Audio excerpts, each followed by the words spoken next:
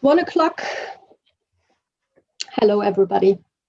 A warm welcome to the 2021 IPDET program kickoff event. Great to have you all with us today. The International Program for Development Evaluation Training, IPDET, is a globally recognized player in advanced training in the field of evaluation, managed and implemented jointly by the University of Bern, the Center for Evaluation, and the Independent Evaluation Group of the World Bank. This unique training program brings together global expertise in evaluation to build foundational and advanced knowledge and skills in evaluation. Over the past 20 years, more than 4,000 professionals received training and joined the global and multidisciplinary IPDET network. The heart of IPDET is undoubtedly its 3 weeks on-site program delivered every summer at the University of Bern. In light of the COVID-19 situation around the world, we have implemented a fully virtual program in 2020, and we continue in doing so this year. Having made IPDET virtual opens us to creative new ways of providing top quality M&E training to a wider audience around the world. The rich experiences we gained last year and we will gain this year will enable us to design a program from next year on that combines on-site and online formats to provide ideal learning and networking opportunities. We are all looking forward to the day when we can all meet again in person. Well, today we want to introduce you to and jointly launch the virtual IPDET 2021 program. What have we planned for the next 90 minutes? You will learn what the new Global Evaluation Initiative, GEI, is about and what role IPDET plays within GEI. You will get an overview of the 2021 online program and witness the first ever IPDET workshop slam, where the instructors will pitch their workshops in 2 minutes. So let's see how they manage to present their workshops as interesting as possible. You will be introduced to IPDET's new global outreach strategy. And we invite you to see the slideshow with anecdotes from IPDET alumni. And finally, you will listen to perspectives on chances for evaluation in times of COVID. So let's spend informative and exciting 90 minutes together. And if you have questions, please ask them in the chat. And I see that you're already doing that. We will end the session by jointly launching the 2021 program. So all should have a red ribbon. Ooh, cannot see that. It's a red ribbon. So you should all have a red ribbon and scissors ready, or a piece of paper which you can tear. But first of all, as you're all here, we would like to give you the chance of saying hello. So it's a very unlikely event that I'll tell you now, please unmute your mics. And Matt should take care of it that this can really work. So now please unmute your mic so that we can hear you. All should unmute your mic, great. And I will count back from 3 to 1, and then everybody says hello in your own language. So we want to do this at the same time, right? So say hello in your own language. I count back from 3 to 1, and then you all shout it out. So 3, 2, 1. Hello. Oh, great. Thanks a lot. And now please mute your mic. But that worked very well. Thank you very much. And mute your mic. Thank you. So now we do something more exciting, and we want to see from where you are all calling in from today. So I'm announcing a region, and those of you.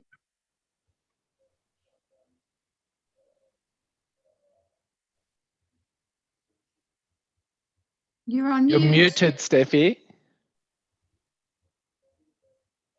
Muted. Uh-oh, somebody muted me. Probably it was Matt.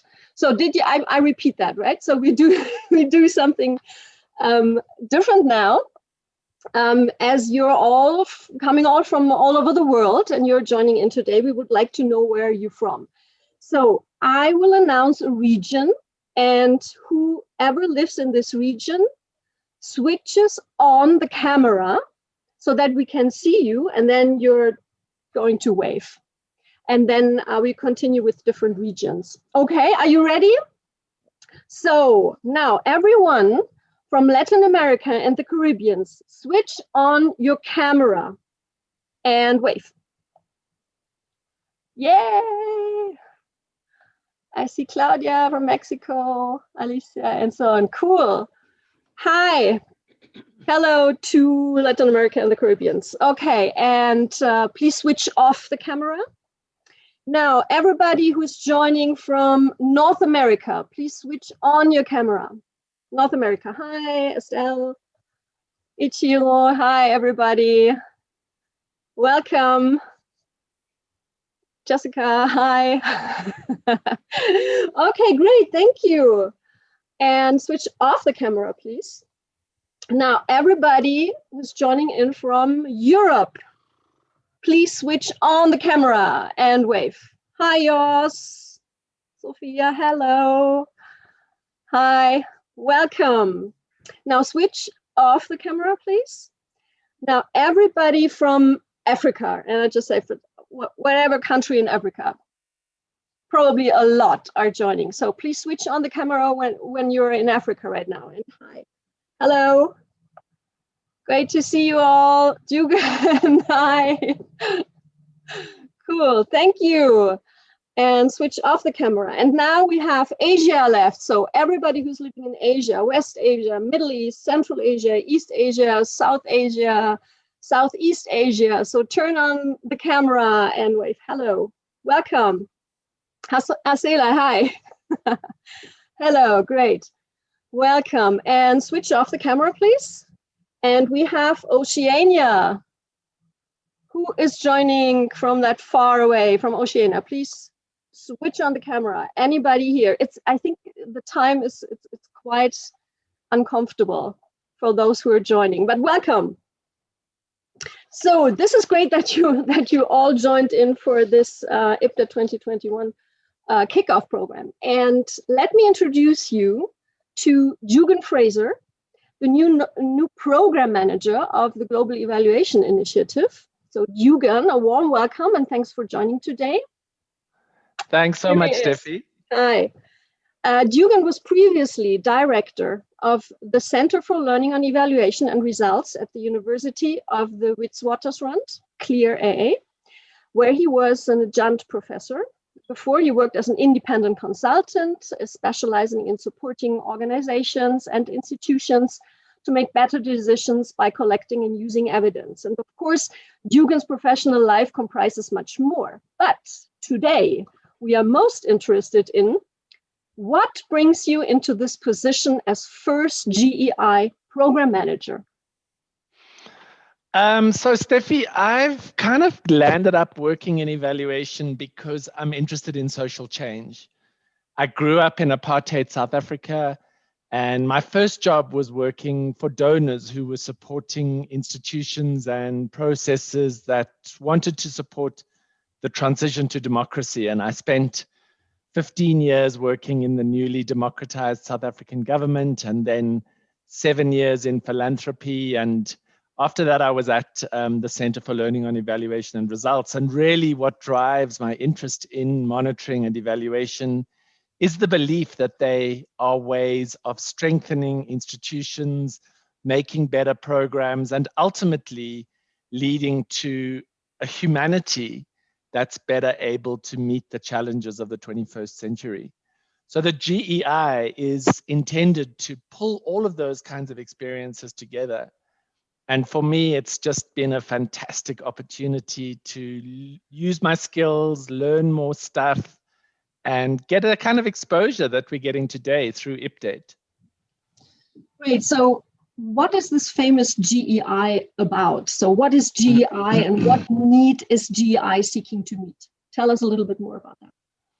So I think there's no doubt, especially given the COVID experience, that we need to get better at making decisions on important matters. And we need to base those decisions on evidence. Obviously, we understand that politics and personal histories and what people had for breakfast influence their decision making. But we do know as well that when people have good evidence, they're likely to make better decisions. And the Global Evaluation Initiative appreciates and understands the fact that getting good evidence and strong decision-making systems is an absolutely essential need as we navigate the 21st century, which is going to be characterized by systemic disruptions. We can expect climate change. We know that we have to deal with viral outbreaks, and we know that we need to become adaptive and responsive, and we need strong ecosystems. And so the Global Evaluation Initiative is really about building partnerships that can improve decision-making at the country level and bring global knowledge to play. And so it's kind of really trying to work at two levels, that country level and globally. And so that's why, for example, next month we'll be having the Global Initiative, which wants to bring local knowledge and make it available globally and share what's being learned globally and make it accessible locally. So the GEI is, as it says, a global initiative that's building partnerships and creating relationships as well as adding value. It's a whole range of different partners, including IPDET, the CLEAR centers, components of the United Nations Development Program, ANAP, and we're very excited about the initiative. As you know, it launched only in November last year, and we've already gotten great traction, and we're looking forward to doing great things. Yeah, absolutely. And can you tell us a little bit more about how will GEI work? How does it look like?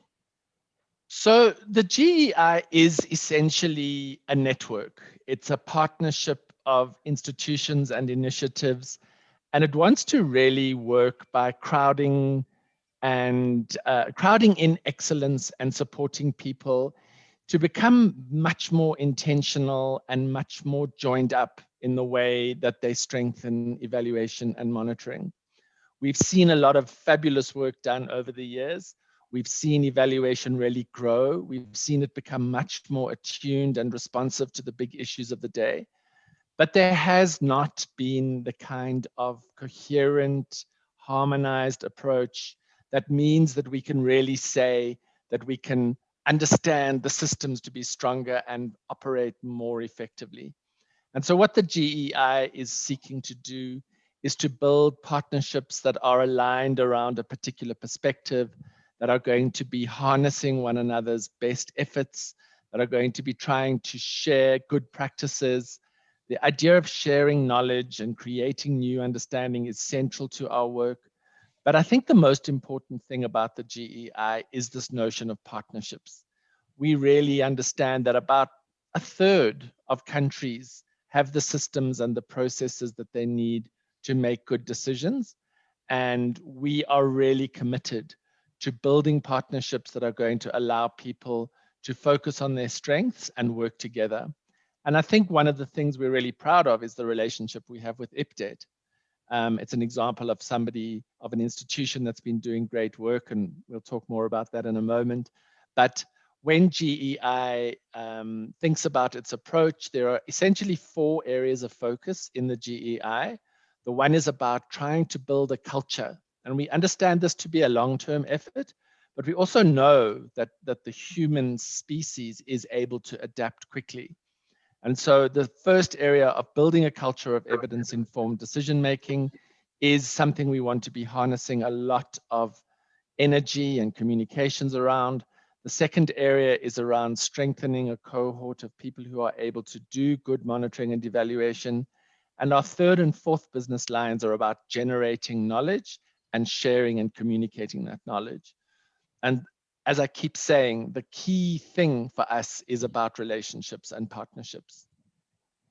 And this is all very much in line with IPDET and our approach. And you mentioned IPDET already. And as this is the IPDET kickoff of the 2021 program, we are very much interested in your perspectives on what role does IPDET specifically or could IPDET specifically play within GEI? So I remember way back when I had hair. It was never a lot of hair, but even then I had some hair. And IPDET was already the go-to place for development evaluation training. When government officials wanted to get a fast track introduction to what it means to do evaluations, they could participate in an IPDET program and they would get the skills and exposure that they needed to get on board. And what that's meant, the fact that it's been going for so long, is that IPDET is the go-to place globally. And it's also got an amazing community of practitioners. And so when you do an IPDET course, you're not only getting the exposure and the knowledge that's transmitted to you, but you're also building and joining a community of practice. And that's very much in line with how we understand the GEI value proposition to operate. We need to be getting a critical mass of people behind this understanding that we need to be responding to the crises that are coming through. And IPDET is a key ingredient in that recipe. IPDET is not only a solid institution with a strong track record, but it's very, very well recognized. It's got a great reputation. It's widely appreciated. And it's got a very active community that we are so proud to be part of.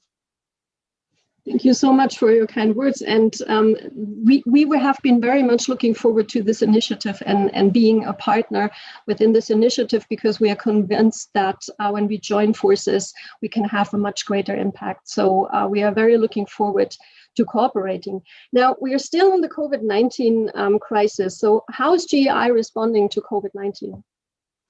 Well, I think what has been so stunning is how incredibly well people have responded. I think we can still expect the kind of real consequences from a mental health perspective to start showing themselves, because I think the stress and trauma that's been associated with the pandemic are going to reveal themselves in due course. But GEI has essentially pivoted, and its partners have pivoted to an online experience in a way that is super impressive. IPDET's own performance last year in very quickly moving into an online offering was quite astonishing. And some of your innovations, the hackathon you did last year, were really fantastic. But what I think has also become much more evident is, and particularly in Africa, but elsewhere as well, is we've got to have stronger systems and we've got to have stronger local capacity. So for people who still need to be doing evaluations, we realize that you can't fly in an evaluator from outside. You need to be drawing on local capacities. And so what the GEI is really taking on board is the need to be creating networks that allow us to access and use local competence. And that's exciting. We knew that was something we needed to be doing, but it's given us a real impetus. And of course, the whole online space is becoming increasingly important. So the GEI in its knowledge work, this creation of a knowledge platform, and the thinking we're doing around data governance and ensuring privacy, those kinds of questions are very, very relevant for us, and they're part of our ongoing strategic planning. Thank you so much, Jürgen, for giving us these insights into GEI. We're very happy that GEI has been launched, and congratulations on your new position. Thank you so much. Very much looking forward working with you under the umbrella of GEI. So thanks a lot for joining in today and for your support. Thanks so much. Thanks, Steffi. Thank you. So, and now we are going to have a look at the 2021 program, how it looks like. So I'm going to share my screen. And you should see it now, right? Raise your hand if you don't, you see it. Okay, cool. So that's the virtual program we are going to offer this year. It has one main part, which is the IPDET workshop program.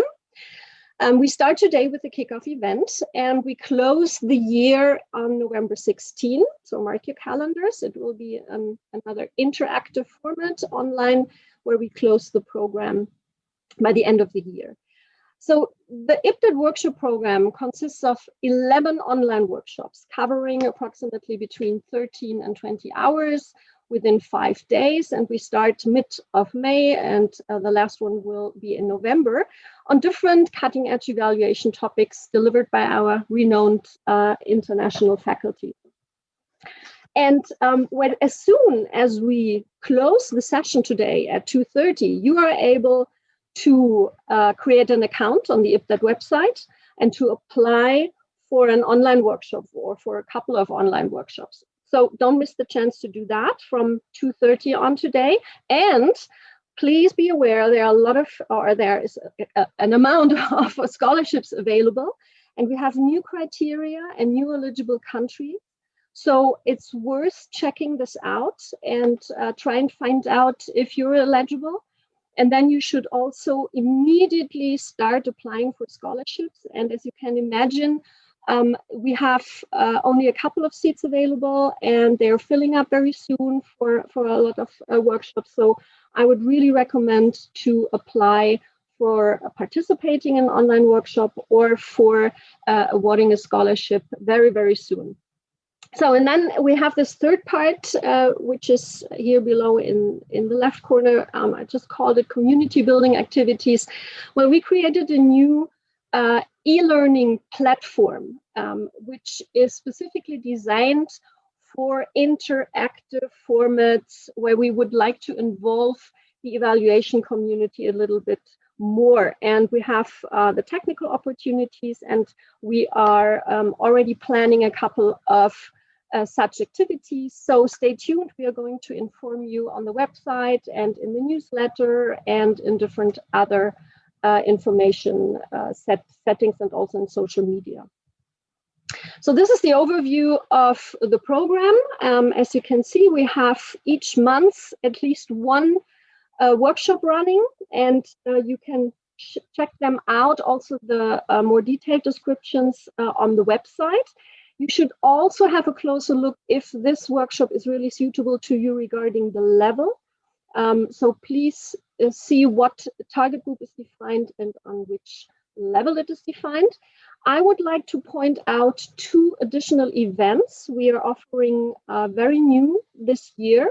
These are social events for all workshop participants. So on July 5 and on October 28, all participants in the workshops have the possibility to meet. It's a facilitated event, and you can network, exchange, and so on. So that is something new we are going to offer exclusively for those who are participating in the workshop, so that you get to know each other beyond the own workshop you're participating in. So, and now let me introduce our famous 2021 faculty. And we start with the first workshop that which will start in May. It's by Carrie Bruce.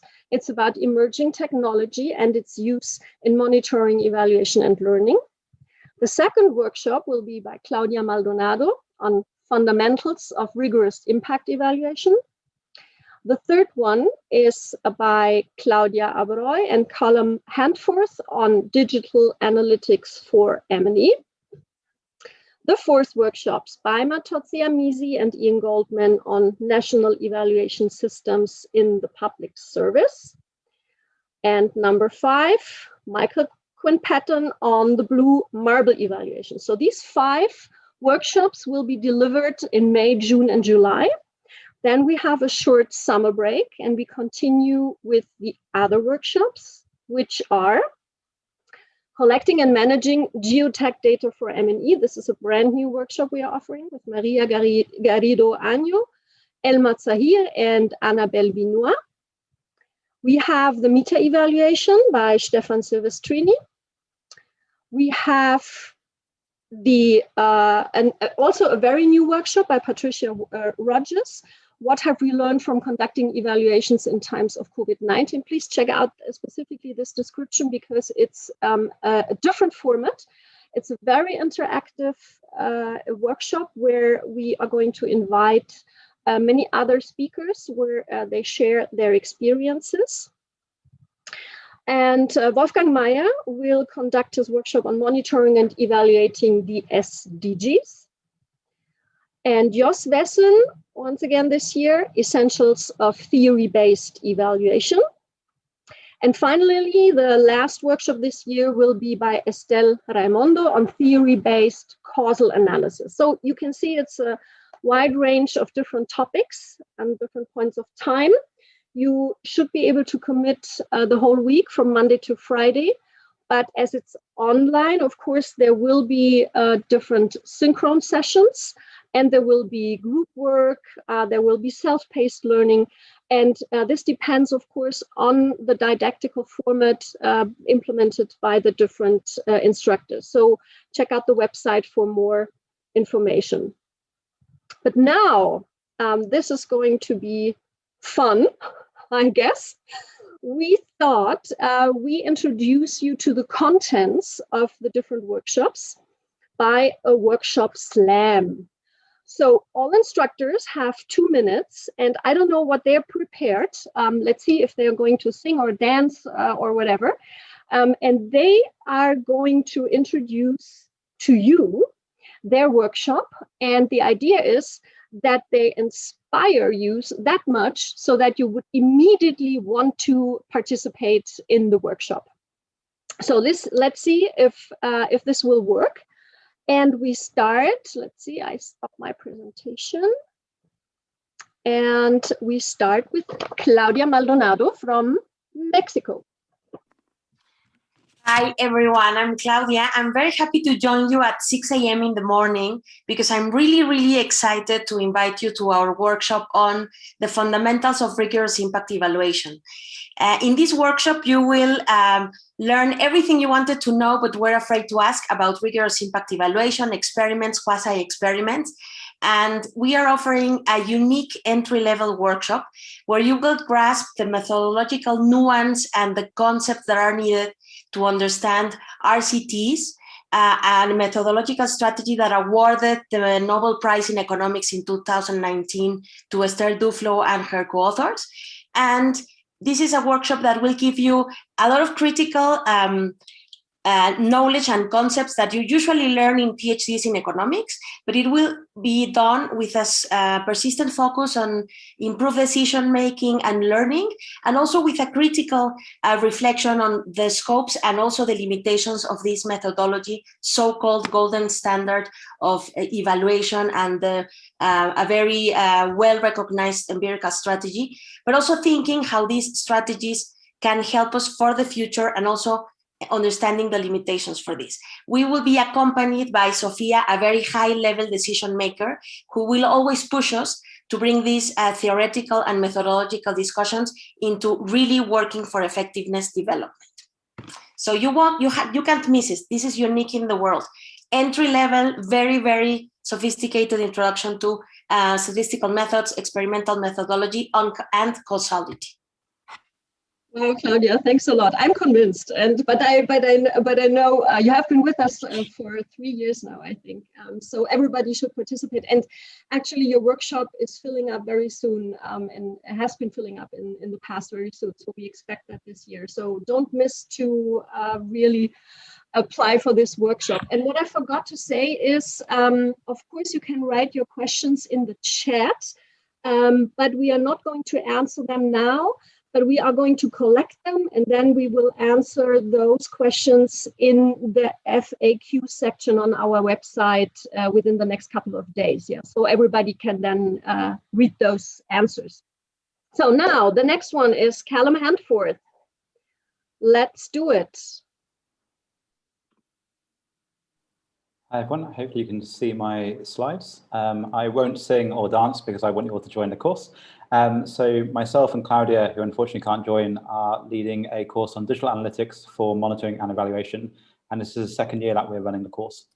In terms of why we're doing it, so we're seeing many new different types of initiative in development. Myself and Claudia have worked on things like chatbots, for example. An image of one of those is there. These kind of new initiatives are also creating also founded on new tools. So we're seeing open source tools, proprietary tools, a range of different kind of digital analytics products and softwares from people like Facebook, Google, and others, but also many newer and more emerging ones as well. All of these are creating new types of data. So this is a snapshot of hundreds of thousands of variables from our chatbot that we built and piloted across 5 countries. So again, new types of data, new ways of analysis needed. And also this kind of new technology and these new initiatives are driving new ways of working. We've tried traditional ways of M&E. Sometimes they work, sometimes they don't. This is a chart that we had from our chatbot initiative where we saw a huge drop off when we tried to do surveys. So in this course, we'll teach you some of the kind of technical skills, but also some of the more kind of change management and behavior skills as well about how you transition your traditional M&E skills into an online space. As I mentioned, we've done a lot of work around chatbots and other tools. To give you a bit of an insight into how this worked, we ran a chatbot that we built in 2 weeks, piloted it across 2,500 users across 5 countries. We thought this would be quite a linear journey that we could use very basic M&E tools for, maybe a bit of Stata, maybe R. What we actually found is with that 2,500 people, we ended up with 1,600 unique user journeys, which is this chart that you see here. This meant that we had to find new ways of working, new ways of thinking, and crucially, new ways of measuring and evaluating to understand what success looked like. So this is our course, Digital Analytics for Monitoring and Evaluation.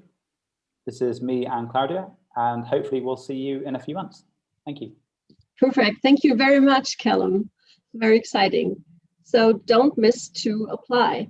So the next one, I would like to invite Matsi Amisi on National Evaluation Systems and Public Service. So Matsi, welcome, go ahead.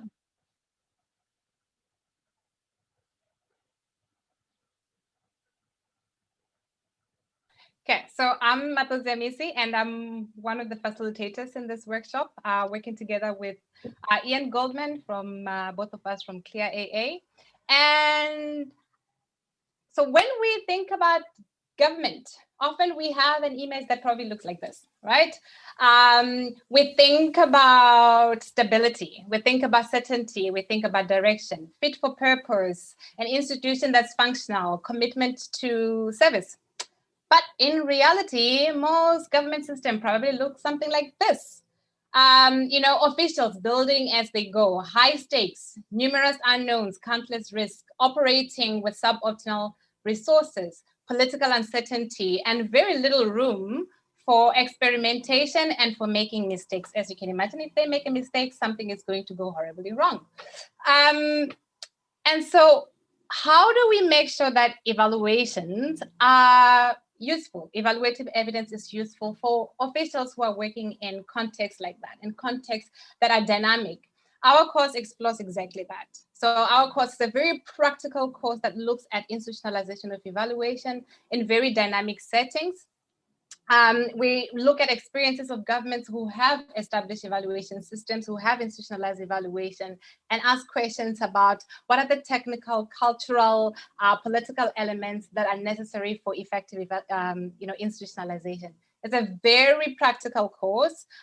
We invite diverse voices. So we have people who come onto the course to share their experiences. It's grounded, reflexive learning, meaning you're part of the course. It's a very, you're participant in the course. And we invite critical thinking about evaluation and institutionalization of evidence use. And so that's our course. And we hope to see you at the course. And that's it from us. Thank you, Matsi. Quite interesting. And yes, please follow the sign and register for the workshop. So next one, we have Michael Quinn-Patton with his Blue Marble evaluation. Welcome, Michael, and go ahead. Greetings, I'm Michael Quinn-Patton, inviting you to participate in the Blue Marble evaluation course. Blue Marble is the term that was given to this iconic photograph taken in 1972 in the last of the Apollo flights, showing our home, the Earth, without borders or boundaries. And so the Blue Marble evaluation course takes a global perspective, inviting people from around the world to come together to share an evaluation perspective about how global trends and factors affect local projects, programs, initiatives, and interventions.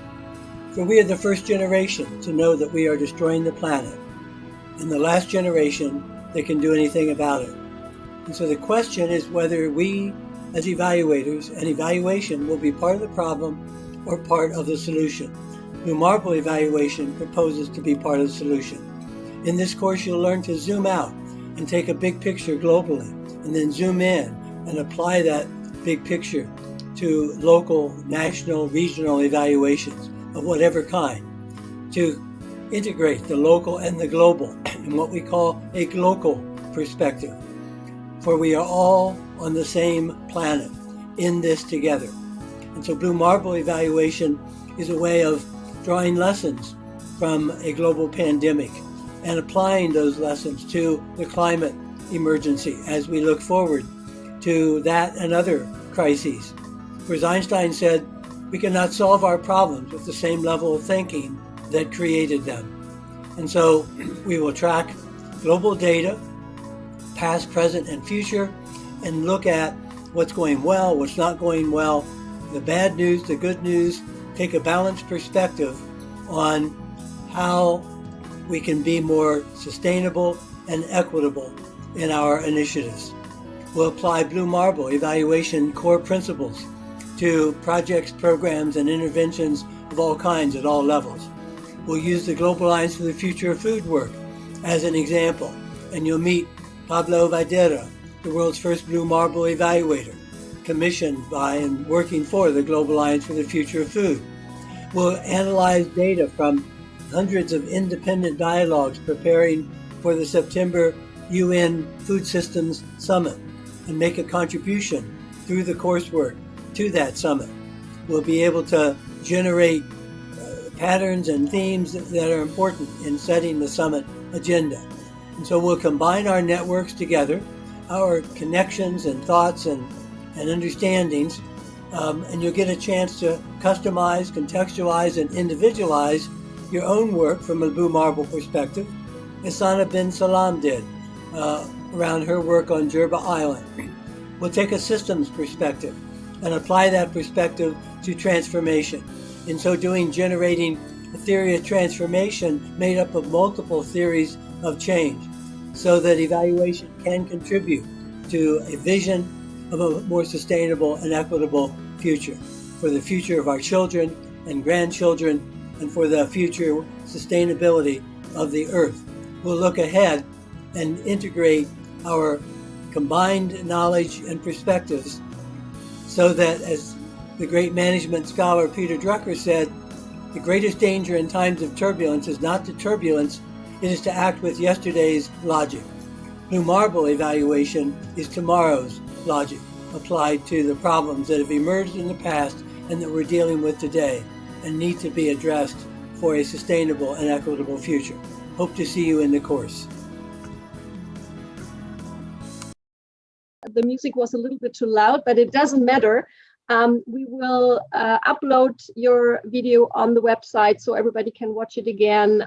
But the music was nice, and everybody got an idea of what it's about. And specifically in times of COVID-19, it's more than ever valid and more valuable workshop than ever. So thanks a lot, Michael.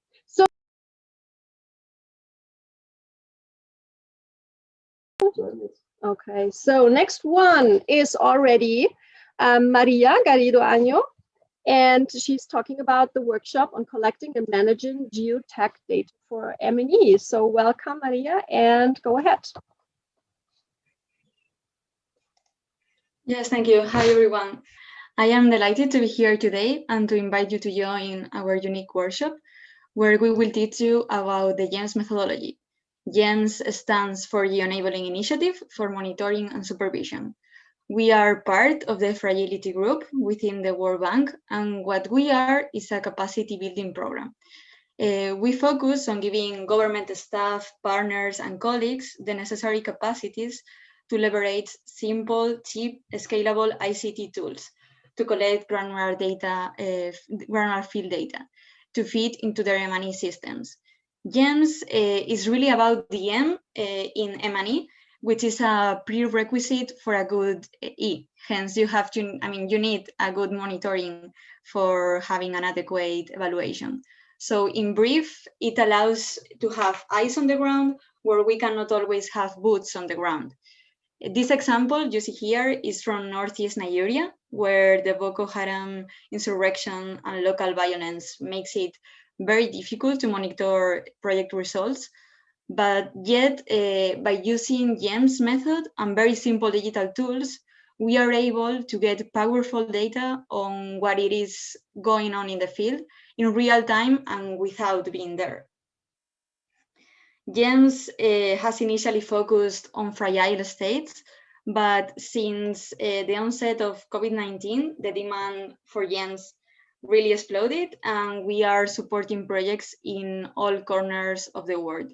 So GEMS has already been deployed in over 70 countries. We have trained over 3,500 government staff from over 600 projects and in 7 languages. And we did this across all sectors. We are also very proud to share with you that GEMS was listed by the UN Innovation Network among the best innovations in 2020. So by building digital capacity, we aim to provide local ownership, sustainability, scalability, and to create a public good. During our time together, we will teach you how to become a GEMS expert yourself, and you'll be empowered to transfer the knowledge and to leverage this methodology in your own network.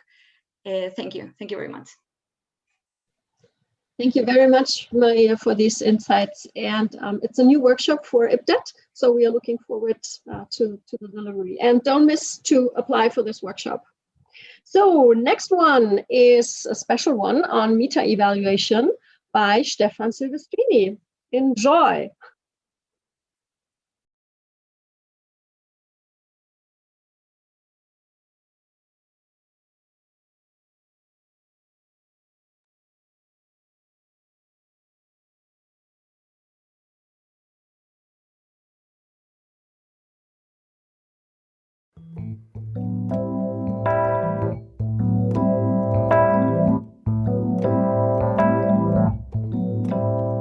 I'd love to teach you how you can assess evaluations. Yes, I'd love to teach you how you can assess evaluations. Oh, yes, I do. Yes, I'm down to show you how and make you do. Check their methodologies, implementation too. Rate the red value over a long time ago. Oh yeah.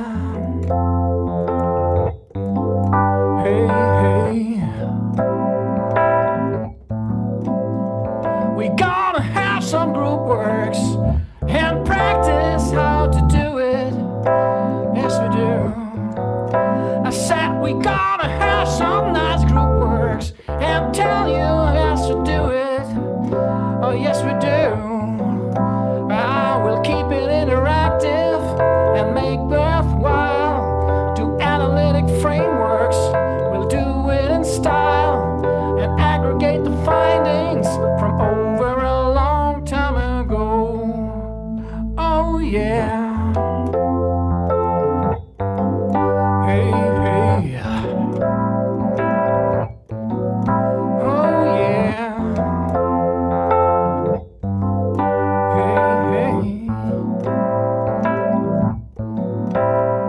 I'll teach you how to perform meta evaluation.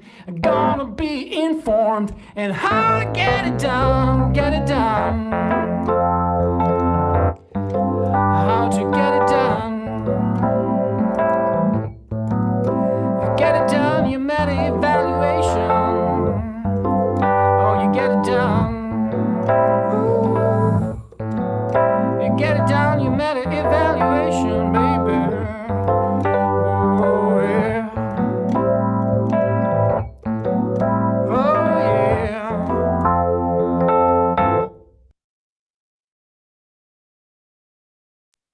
Oh my God. So now when you're reading the comments, well, you should apply very, very, very soon to this workshop. Stefan, are you here with us?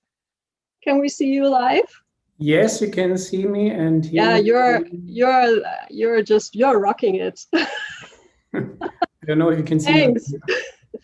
That was impressive. Okay, going over to the next one, which is Wolfgang Meyer on monitoring and evaluating the SDGs. Well, welcome, Wolfgang, and go ahead. My name is Meyer, Wolfgang Meyer, and this is my vodka martini, surely shaked and not stirred. So we are not looking for normal people. We are looking for superheroes. We need super forces because we want to change the world. And because nobody really believes that I personally will be able to change the world in the right direction, our famous director, Steffi Spielberg, puts at my side Wonder Woman Jessica. So we will be the two ones who are guiding you through this experience on monitoring, evaluating the SDGs.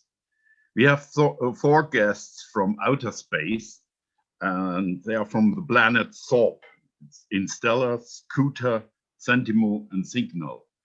They will explore our planet to understand sustainable development and what we have to do to measure sustainability. So this we will do through 3 steps. This means we are system thinking to handle the complexity of the issue. This means we have to think about transitions to guide through the change process. And finally, we have to think inclusively, meaning leaving no one behind. And this we will try to explore at some very well and nice examples from the real world. So if you're really a superhero, join us. Absolutely, many superheroes in the room, and that was on monitoring and evaluating the SDGs. Thank you, Wolfgang. So next one, I would like to invite Jos Wessen on essentials of theory-based evaluation. Welcome, Jos. Thank you, Steffi, and great to see so many people online. Of course, after Stefan's show, we can all go home now. But anyway, esteemed colleagues, let me tell you something about this workshop. As you know, every policy intervention, from tax breaks to vaccination programs to administrative reforms to technical assistance to farmers, every policy intervention is based on a set of assumptions on how this policy intervention is expected to work and how it is expected to achieve the objective it was set out to achieve. The problem that we face as evaluators is that these assumptions are not always explicit. And even when we find strategy documents, policy documents, and project documents that lay out some kind of program theory, this is often incomplete or very weakly articulated. But in order to evaluate a policy intervention, we need to make explicit how the intervention works, so we really can develop the right type of evaluation design to evaluate it. And this is really the core of theory-based evaluation. And in fact, I would argue the core of almost every type of evaluation, to reconstruct the program theory underlying the policy intervention and then to use this theory to guide the evaluative exercise. So in this workshop, we will discuss theory-based evaluation in a very clear and stepwise approach. We will go through questions like, what do we mean by program theory? Why is it really important? What are the sources? How do we develop it? How do we use program theory as a framework for evaluation, and what are some of the challenges? The workshop will be very practice-oriented. There may be even music. We will use examples from different sectors, and we will use several practical group exercises to develop our common understanding of the topic. And to conclude, as several famous evaluators have said, including Carol Wise and Ray Pawson, there's really nothing as practical as a good theory in evaluation. So, esteemed colleagues, I really look forward to seeing you in this workshop. Thanks. Oh, thank you, Jos, and we sincerely hope that you will also sing along with the music you're promising. All right, so, and we have the final presentation, the final pitch by Estelle Raimondo on theory-based causal analysis. Welcome, Estelle, and please go ahead. Great. So yeah, if there are still people who are willing to take a workshop that doesn't include jazz or, some amazing skills, then I'm here for you. Although I can do a couple of Michael Jackson moves at the end if we have a really good group. So that's what I can pitch from a creative perspective. More seriously, I would like to start with a causal proposition, that we will try to test during the workshop. If you take this workshop, then you will become a brilliant evaluator. Okay, that's a causal proposition. You might be a little skeptical and ask, how so? So let me try to convince you. Well, first of all, you will discover alternatives to counterfactual thinking. And that is really important when we think about theory-based evaluation and about testing different kinds of theories that might not lend themselves to counterfactual thinking, where you only have one policy to look at, when you only have one set of actors to look at, and when, frankly, you've had one lunch and you can't really compare who else has not had this lunch and whether the outcome would be the same. I will also propose to you to process trace like Sherlock Holmes. One of the very important tools for assessing impact of policies that don't lend themselves to experimental or quasi-experimental design is process tracing. It is a within case causal analysis method that has been developed a long time ago in policy in political science and has made its way through to the evaluation world. It is a very rigorous case-based method to assess impact and understand the how of change. And so we will go through, in a very practical manner, using examples, this kind of technique to analyze causal change. We will review two more techniques that are about cross-case comparison. They are about pattern matching and qualitative comparative analysis. You may have seen these terms in the evaluation literature and be wondering how can you apply that to your own work. And so in our workshop, we will go through these two additional techniques. There will be specific modules with example and practice, so you can come out of this workshop with 3 new tools in your toolkit to assess causal change. Finally, here are my key proposals for you. You will be able to better evaluate complex interventions, those that don't lend themselves to quasi-experiment or experiments. You will be able to assess the impact of policy processes, advocacy, the impact of research. You will know more about how to generalize findings from case studies, a question that is always risen when you use case studies. How do you generalize from that? And you will find complement and alternative approaches to other approaches that have been defined before. So I hope I have convinced you a little bit. You might still be skeptical, and so you will read more in description on the website. And above all, I really hope you join us in November for the final workshop. Thank you, everyone. Thank you so much, Estelle. And you know that you convinced me a long time ago, years ago, and your workshop is always one of the most famous ones. So also to all of the audience, please go ahead and apply as soon as possible to Estelle's workshop. But thank you so much to all the instructors. You can see you had a little glimpse on the contents, and you could also see who are the instructors, who is our faculty. And they are also very innovative and inspiring. So don't miss to join at least one of those workshops with our faculty. So let's go to a different topic. It's not quite a different topic, but it's about IPDET's evaluation capacity development strategy.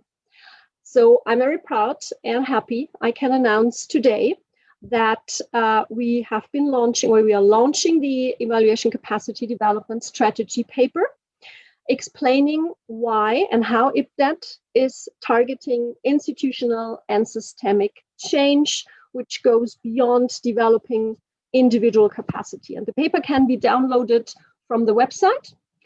Furthermore, as the program is expanded to include global outreach activities, we are also launching today IPDET's new global outreach strategy. So you're wondering, what is this about? Never heard about that before. IPDET, well, let's see. Laszlo Centmajai is program assistant at IPDET and is responsible for coordinating IPDET's global outreach activity. So over to Laszlo to get some more insights on that. Yeah, thank you very much, Steffi, for this short introduction, and a very warm welcome from my side as well to all of you who is watching right now. So as Steffi already said, I'm Laszlo. I'm part of IPDET since 2019 and coordinator of the IPDET Global Outreach Strategy. And right now we would like to give you some more insights on this IPDET Global Outreach Strategy. So therefore, please let me introduce you shortly to my interview partners, which is first Professor Dr. Reinhard Stockmann, who is the director of the CEVAL, the Center for Evaluation in Saarbrücken, Germany, one of the implementing partners of IPDET and member of the IPDET steering group. Hello, Reinhard. Hello. Then second, there is Dr. Candice Morkel, who is acting director of the Center for Learning on Evaluation and Results, Anglophone Africa, CLEAR AA. Hello, Candice. Then we have Azela Kalungabitiya, who is the president of both the Sri Lanka Evaluation Association and the Asia Pacific Evaluation Association, and who is here today, although there is New Year's Day in Sri Lanka. So hello, Azela, and Happy New Year. Thank you. Hello. Hello. And lastly, whom you already know, Dr. Stephanie Krupp, who is our IPDET head of program and also member of the IPDET steering group. Hello, Stephanie. Hello. So then let's start with Reinhard. Reinhard, you always said that the on-site program in Bern, Switzerland is the heart of IPDET, as people can meet there personally, and that's what creates the IPDET community. And then in 2020 and this year in 2021, you are delivering a totally virtual program with mini-series and evaluation hackathon and online workshops. And now you would like to realize regional formats in all over the world. So you, as one of the main conceptual heads of IPDET, why does IPDET need something like this so-called global outreach, and what are the objectives and which target groups is the IPDET global outreach strategy aimed at? Yes, Laszlo, that's true. The on-site program in Bern is really the heart of IPDET, and this will remain so. However, the program is not really adequate to all the challenges associated with developing evaluation structures in politics and society. So when we pursue the goal to establish evaluative structures and processes that lead to the rationalization of policy and administrative management and to evidence-based policy, it's necessary to offer target-specific training courses. And this is where capacity building measures are needed, which can only be carried out on site in our cooperation countries. And these include, for example, awareness building workshops for top managers in the government, in the parliament, and civil society organizations. And these persons must understand the usefulness of evidence-based policy and the role of evaluation in political decision-making. And such awareness building can only be developed in meetings of short duration. And for this reason alone, they cannot be held in Bern, but are better suited in on-site programs in the countries themselves. And this also applies to another target group, members of the upper and middle management of organizations. They do not carry out evaluations by themselves, but they may commission or manage them. And in addition to this awareness building aspect, this management component must be taken into account in such short-term ECD workshops. And we also want to support civil society on site, for example, in conjunction with social accountability actions in order to empower civil society organizations. And we want to support young and emerging evaluators who often have a solid theoretical knowledge, but only little practical experience. So we want to use teaching learning projects. We want to help them acquire this missing practice by carrying out on-site evaluations together with them and providing some, let's say, tutorial support. What we do not want to do is to duplicate the core course, which is IPDET's flagship regionally. That's we do not want to do. And well, with the thematic advanced courses, they should primarily still offered in Bern, but they can also be offered somewhere else if there is a regional context. So IPDET is not only, as you all know, a further training program, but also forms a large family in the form of a multidisciplinary network committed to the vision that better evaluations contribute to the creation of a better world. And the house where this family currently is meeting, when COVID will permit it again, is Bern. So the nucleus should be maintained, but without missing the opportunity to work with our friends on site all over the world where it is necessary and appropriate. And in 2021, we want to start with 2 activities. And I think Candice and Estelle can tell us more about this. Yeah, thank you very much, Reinhard, for these interesting points and very important points as well, I think. So then let's move on to Candice, as you already said, who can give more insights on the practical application. So Candice, we have heard from Reinhard that you will be one of the 2 cooperation partners of the IPDET Global Outreach in 2021. And from your perspective, what is the added value of a cooperation between IPDET and CLEAR Anglophone Africa within the framework of the IPDET Global Outreach strategy? Thank you so much, Laszlo. And I think Reinhard gave me a perfect segue into, what the value proposition is of working together. So I think what's really important about the collaboration is that we start to respond to the regional and local needs in a more localized manner. So it's really not about duplicating, but it's saying, how do we kind of have a symbiosis between what the strengths are of the IPDET program and how it was originally conceptualized, and then what's about the regional centers such as CLEAR AA, and what is our understanding, for example, around evaluation systems, what is our understanding about the local context, what is our particular perspective, or what do we bring to the table in terms of understanding what the needs and demands are in terms of evaluation capacity and capacity development in the localized and regionalized area. And I think that it's more than just proximity. So of course, yes, to have a kind of a regional outreach that's located in, for example, Africa, Anglophone Africa, but more Pan-African, Francophone Africa, Lusophone Africa. Of course, proximity is important because just on a practical level, if you have something that is locally available, it's more accessible to everybody. And a large contingent of the IPDET participants are from the African continent.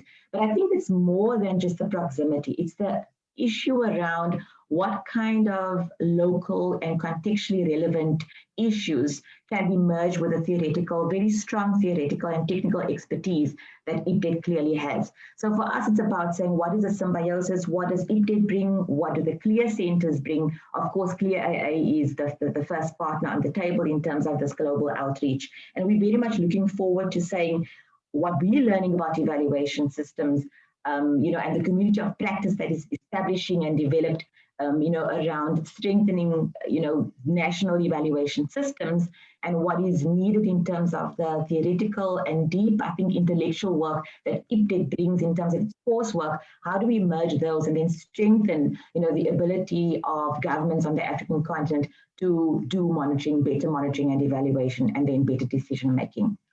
Thank you. Okay, thank you. And do you already have some ideas what to do actually in 2021 on activities? And I think that's the exciting part. So we've been thinking about evaluation capacity development in a much more holistic way. So it's inside the classroom and beyond the classroom. So, I use classroom very loosely because now, of course, we are talking about how do we do things digitally on digital platforms. But I think what we're saying is that experiential learning is really what is needed. Reynard was very correct in saying people often have theoretical knowledge, but the opportunities to do experiential learning and actually learn and have hands-on experience in an evaluation is by and large very hard to come by. And so there's also, not very many opportunities to get into an evaluation job or work without that experience. So hopefully what we can start to work on is a more gamified approach, a more experiential learning approach, where people will start to actually be involved in a real-time evaluation and get that experience and be able to exit not only with a head knowledge and theoretical knowledge, but the practical experience of doing evaluations as well, with a very particular focus on young and emerging evaluators. And so we're looking at, yes, in the classroom, but beyond the classroom as well. And some other exciting ideas to say that, well, it's not only about the technical capacities of how to do evaluation, but how do we start working with other partners in the evaluation education space? So perhaps we were looking at partnering with other academic institutions on the African continent to strengthen their offerings in evaluation education as well. And we'll be really looking to the expertise of IPDET, who've been having, more than a decade of experience in this. So we're very excited about that. Thank you. Thank you, Candace, and we are also looking very much forward to work together. Thank you. Then, Azela, let's move on to you. We've heard that you will be also a partner on IPDET Global Outreach in 2021, with activities focusing more on parliamentarians and their scientific stuff. So from your perspective, why it's so important to focus on these people for training and evaluation, and what are you exactly planning to do in 2021 to reach this goal? Thank you, Laszlo, for the opportunity to participate in the IPDET Kickoff 2021, and also this question about parliamentarians' participation. First of all, congratulations to IPDET partners and those involved in for this organizing IPDET course 2021, despite the COVID-19 pandemic and its challenges. As you may know, the Global Parliamentarians Forum for Evaluation is a network of parliamentarians to promote evaluation culture within the parliaments and through parliamentarians. It promotes national evaluation policies and systems, and also institutionalization of evaluation within the parliaments. And Global Parliamentarians Forum for Evaluation is a co-leader of the Decade of Evaluation for Action, Eval for Action campaign. Now, when it comes to parliamentarians, why parliamentarians? Parliamentarians are the key people in making laws and policies. It is very important that laws and policies are evidence-based. Parliamentarians should be aware of using evidence for making policies and laws. The question is whether they have this information, how to use evidence for decision making, so that decisions taken by policymakers or parliamentarians are evidence-based. Funds allocation through the national budget is evidence-based. Then only the national governments can achieve development goals for the country. Therefore, it is crucial that parliamentarians know the value of evaluation and how to use evaluation findings and recommendations for decision making. It is also crucial to bridge the gap between parliamentarians and the evaluation community by facilitating a dialogue between them. Can parliamentarians read long evaluation reports? As evaluation community, we think that everyone read 200 pages or 300 pages. Can we expect parliamentarians to be technical experts in evaluation? In reality, parliamentarians have very short time for reading and going through reports. Any report, not only evaluation reports. Therefore, providing brief evaluation reports with key findings and recommendations of evaluation is essential. Who can do that? Parliament research unit staff can play a better role in this, as they are the ones facilitate information gathering for parliamentarians. They have the technical knowledge on how to prepare briefings for parliamentarians. So that's why parliamentarians and parliament staff, especially the parliament research unit staff, should be trained or have the knowledge on evaluation and how to use evaluation evidence. This is why it's important to build the capacity of parliamentarians and parliament staff on evaluation. So IPDET, in partnership with the Global Parliamentarians Forum for Evaluation and Asia Pacific Evaluation Association, planning to organize training on evaluation for parliamentarians and parliament research unit staff in the Asia Pacific region first. The inaugural training this year will be virtual, of course, as we know, due to COVID-19, but we are hoping to plan in-person training from next year if the situation becomes better. This year around maybe 30-40 participants will be invited to attend the training, both parliamentarians and parliament staff.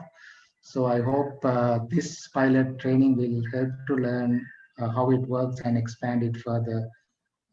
So this is the plan with parliamentarians and parliamentary staff. Thank you very much. Thanks to you also, Azela. Very important and interesting topic also to focus on parliamentarians and the scientific stuff. Thank you. Perfect. So now we have heard from Reinhard, Candice, and Azela what the idea of the global outreach is and also what are potential and already planned activities. Steffi, from a more operational point of view, how can one be included if she or he is interested in a cooperation within the framework of the IPDET Global Outreach, and who does sponsor the activities?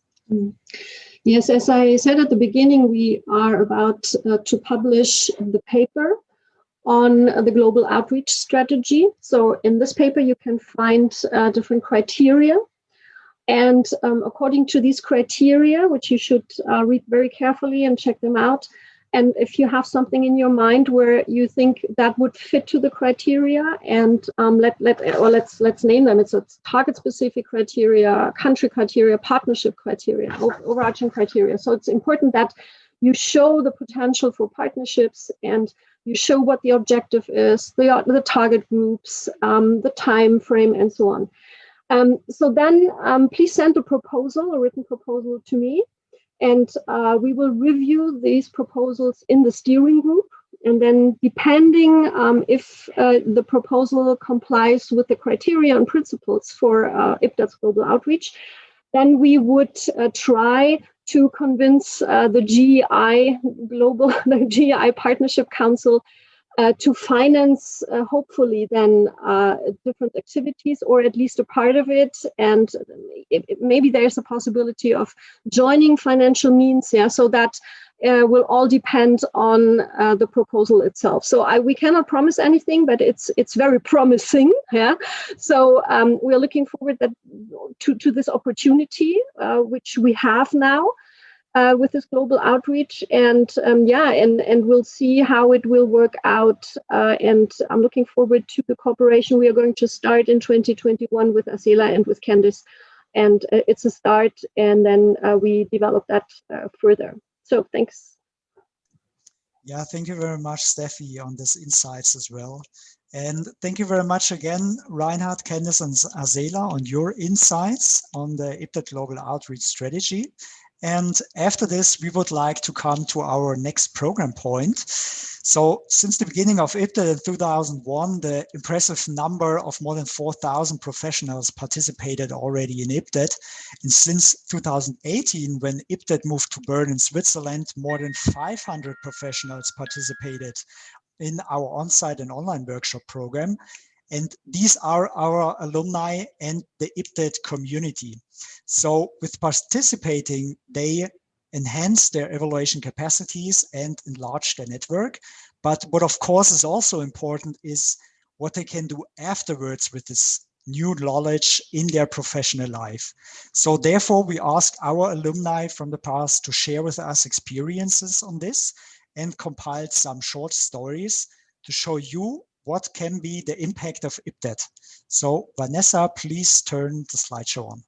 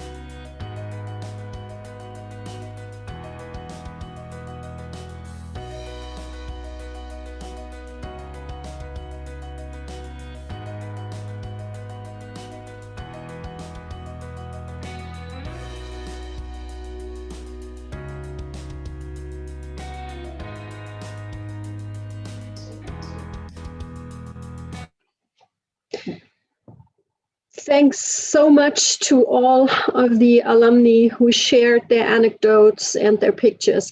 And this is what makes IPDET so special, right? We meet with a global community. People come from all over the world. And most importantly is to see that what they have learned in IPDET, they could apply in the field. And it's very inspiring, and it has a rather positive outview.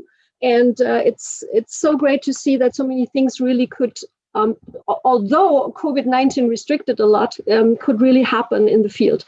So that makes me wonder, Reinhard, do you have any insight, any perspective on chances for evaluation in the times of crisis? And I welcome back Reinhard Stockmann, the director of the Center for Evaluation and member of the steering group of IPDET. And we're looking forward to your brief input on those chances. Steffi, can you see my presentation? Okay, that's fine. Yeah, okay, I think nowadays, why is it? Yeah, nowadays, I think nobody will seriously doubt that evaluation is a booming discipline. However, this is not the case for all countries and not for all policy fields. While in many policy fields there is hardly any evaluation carried out, development cooperation is most evaluated across all countries. If you take a look at the degree of institutionalization of evaluation by country, there is a broad spectrum from ranging evaluation is hardly used to a widespread use.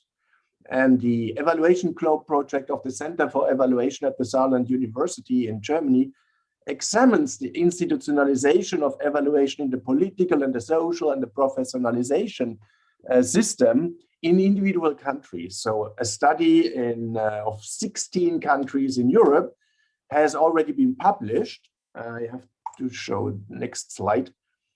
Have already been published. And another one on 11 countries in North, Central, and South America is in print, and further studies on Asia Pacific and Africa will follow in the upcoming years. What we have learned so far is that evaluation is anchored, if at all, in the political system, but has not yet set firm roots in society. And the professional system has developed quite decoupled from the institutionalization of evaluation in the political and social system. That is, I think, a quite astonishing result. So since evaluation is most likely to be anchored in the political system, it could be assumed that evaluation should be booming now during the COVID crisis, because all political decision makers want to know whether the measures to limit and control the COVID pandemic are functioning and how they can be improved. But according to a first preliminary inquiry, this is at least not the case everywhere. If at all, these are mostly monitoring efforts being made and not evaluations carried out that also analyze the theory of change, the cause effect relationships, or even non-intended effects. This is where evaluation could be more useful than before.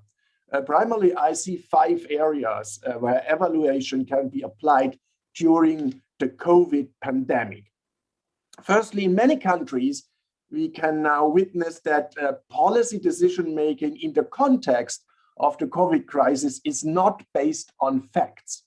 At best, epidemiological and medical facts are considered, but not sociological facts.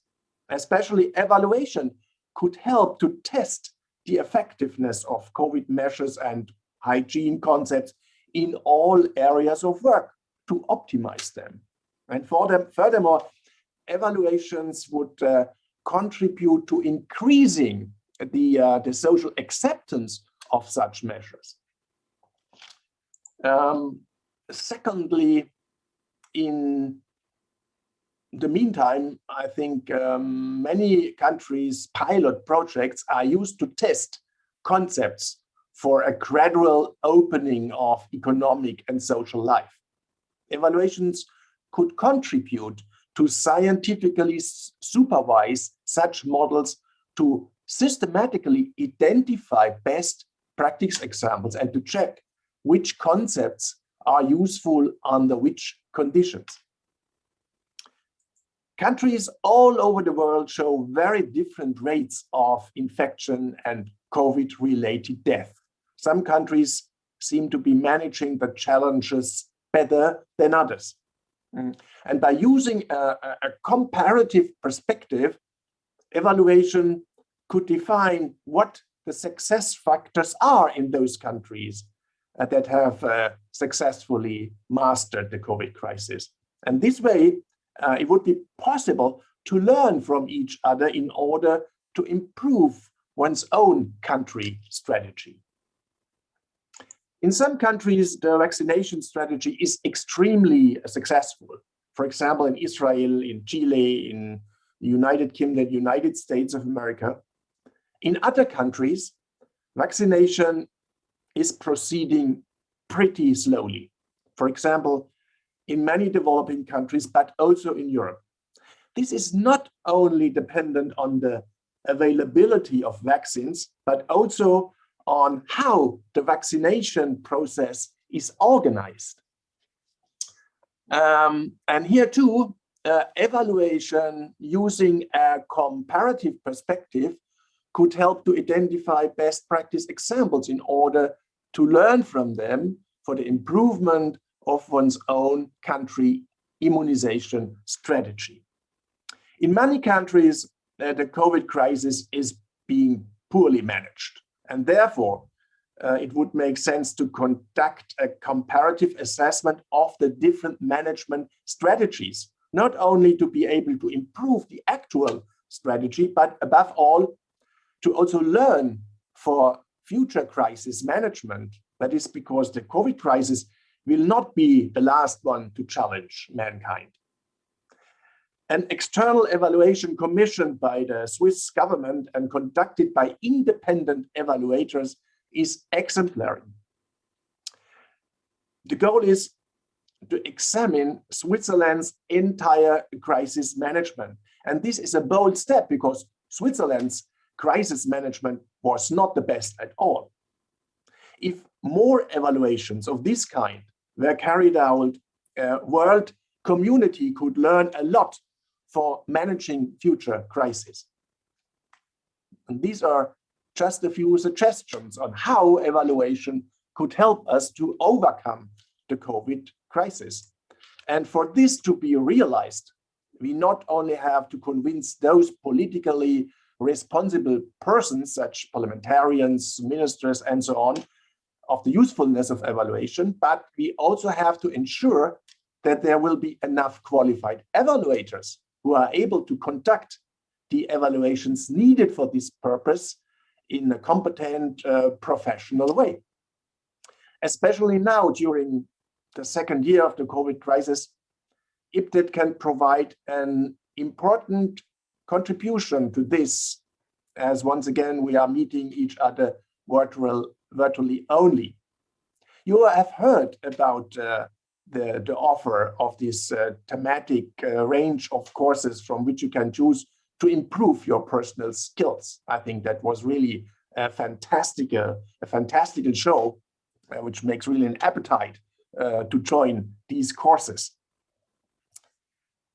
You are also informed about the fact that IPDET has developed an outreach strategy to support you on site in your countries, to strengthen evaluation capacity, to promote awareness building in politics and society so that evaluation is used not only during the COVID crisis, but in general to create a better world.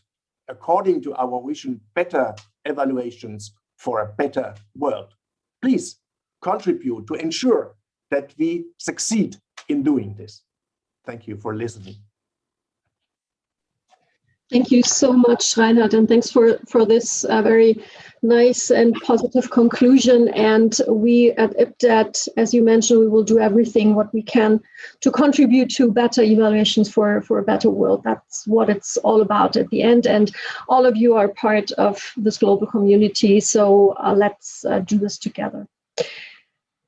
So this session has almost come to an end, and Reinhard needs to close his sharing screen.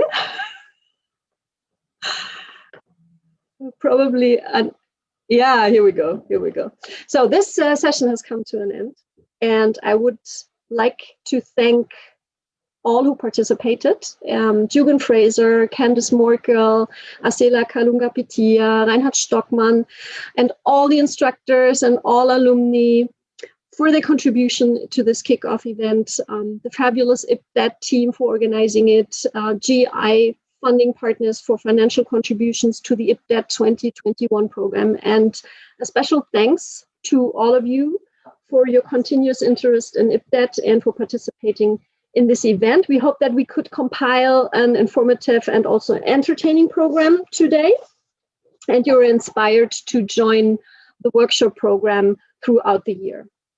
And as core partner of GEI, IPDET continues being a platform that enables peer-to-peer learning between individuals from around the globe and helps deepen networks of collaboration and knowledge sharing. Now, time has come to finally launch the 2021 IPDET program, and let's do this together. We all count from 10 to 0, and then we cut a red ribbon together. If you don't have a red ribbon, then you just take a piece of paper and you tear it. So please unmute your mics and switch on your cameras. All of you. And where are your red ribbons? You have your red ribbons and the scissor ready. Have it ready, and or have a piece of paper ready. So we count together, right, from 10 to 0, and when we reach the 0, we all cut the red ribbon. Are you ready? Okay. 10, 9, 8, 7, 6, 5, 4, 3, 2, 1. Oh! I've officially declared the 2021 program open, as well as application for the workshops and application for the scholarships. Check out the website and hope to see you in some events throughout the year. Looking forward to that. Thanks for joining, and bye. Bye-bye. Bye-bye. Bye. Thank you. Bye.